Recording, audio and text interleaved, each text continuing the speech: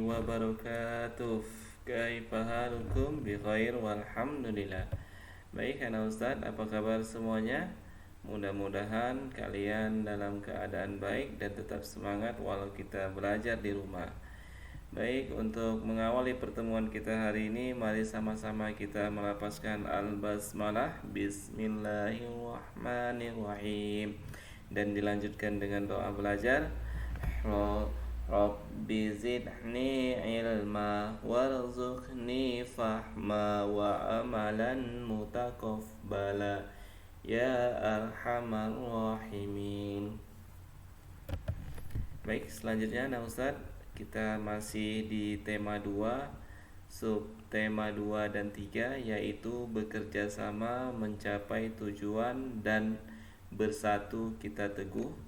Adapun muatan pembelajaran kita hari ini yaitu IPS, pembelajaran kedua halaman 75 sampai 77 dan halaman 5, dan pembelajaran kelima halaman 130 sampai 131. Adapun materi kita hari ini yaitu upaya mempertahankan kemerdekaan dan upaya bangsa Indonesia meningkatkan kesejahteraan di awal masa kemerdekaan. Adapun tujuan pembelajaran kita hari ini yaitu dengan mendengarkan penjelasan guru, siswa mampu menyebutkan makna upaya mempertahankan kemerdekaan dalam kehidupan sehari-hari dengan benar. Dan tujuan pembelajaran yang kedua, dengan mendengarkan penjelasan guru, siswa mampu mengidentifikasi makna upaya meningkatkan kesejahteraan di awal masa kemerdekaan dengan benar. Nah, selanjutnya, adapun ayat dan hadis yang berhubungan dengan materi kita hari ini diriwayatkan oleh Al-Bukhari, bahwasanya Nabi SAW ketika kembali dari bepergian dan melihat dinding-dinding Madinah, kemudian beliau mempercepat laju untanya. Nah, ini membuktikan karena cintanya beliau pada Madinah. Selanjutnya, adapun karakter yang harus kita capai untuk pembelajaran hari ini, yang pertama, membiasakan sikap hidup ramah lingkungan atau go green. Yang kedua, belajar berteman dan mengenal lingkungan sekitar. Nah Ustaz, langsung saja kita masuk ke materi yang pertama, yaitu upaya mempertahankan kemerdekaan. Nah, harus kita ketahui bahwasanya setelah Jepang menyerah, sekutu bersama Belanda kembali datang ke Indonesia. Namun, rakyat Indonesia tidak senang Belanda kembali datang ke Indonesia. Oleh sebab itu terjadilah perlawanan di berbagai daerah untuk mempertahankan kemerdekaan Indonesia. Seperti perlawanan di Surabaya, perlawanan di Ambarawa, perlawanan di Semarang, dan pertempuran di Bandung. Nah, para pemimpin negara menyadari bahwa perang akan memakan banyak korban dan perang juga membuat rakyat sengsara.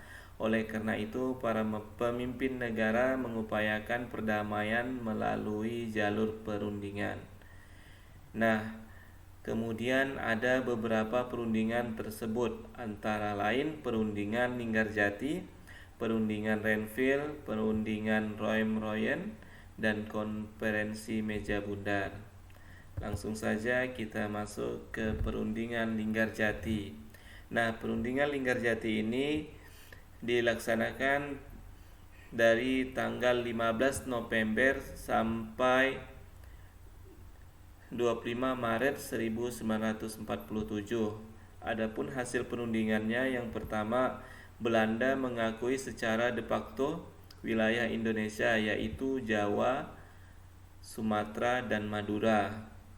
Hasil perundingan yang kedua, Belanda harus meninggalkan Indonesia. Dan hasil perundingan yang ketiga, Belanda dan Indonesia sepakat membentuk Republik Indonesia Serikat atau disebut dengan RIS. Namun, dari perjanjian ini Belanda melakukan pelanggaran terhadap hasil perundingan. hingga terjadilah agresi militer Belanda pertama pada tanggal 21 Juli 1947. Kemudian yang kedua, Perjanjian Renville. Perjanjian Renville ini dilaksanakan pada tanggal 8 Desember 1947 sampai 17 Januari 1948.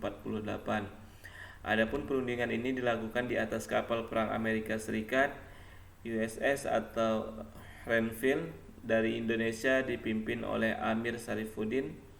Delegasi kerajaan Belanda dipimpin oleh R. Abdul Qadir Wijoatmozo.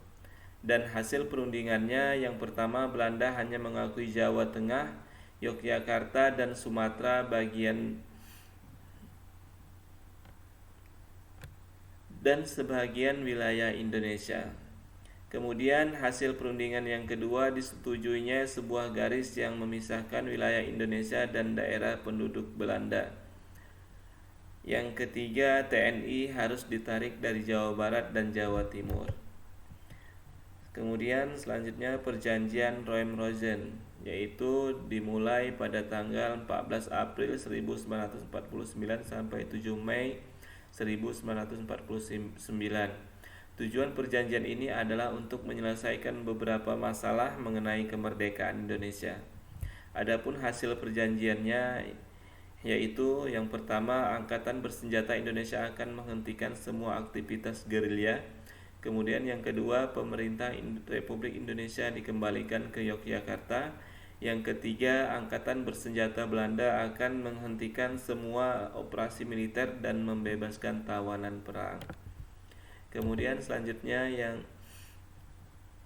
terakhir yaitu Konferensi Meja Bundar. Adapun Konferensi Meja Bundar dilaksanakan pada tanggal 23 Agustus 1949 sampai 2 November 1949,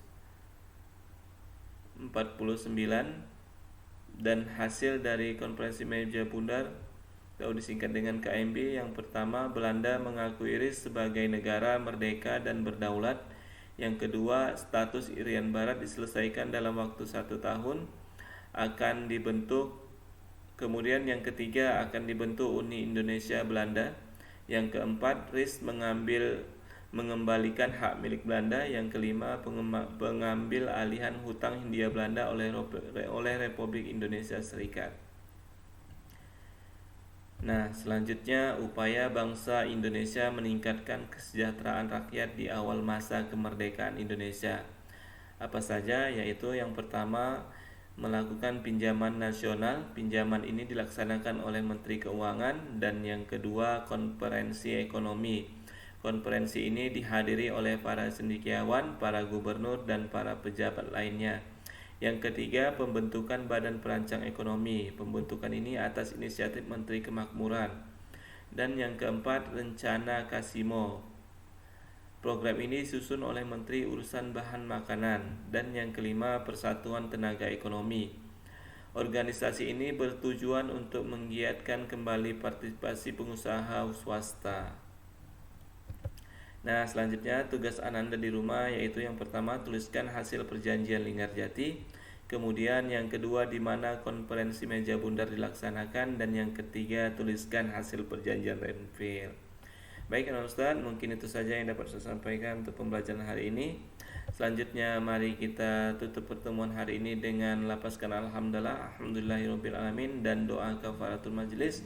Subhanakallahumma wa bihamdika asyhadu an la ilaha illa anta astaghfiruka wa atubu ilaik. Assalamualaikum warahmatullahi wabarakatuh.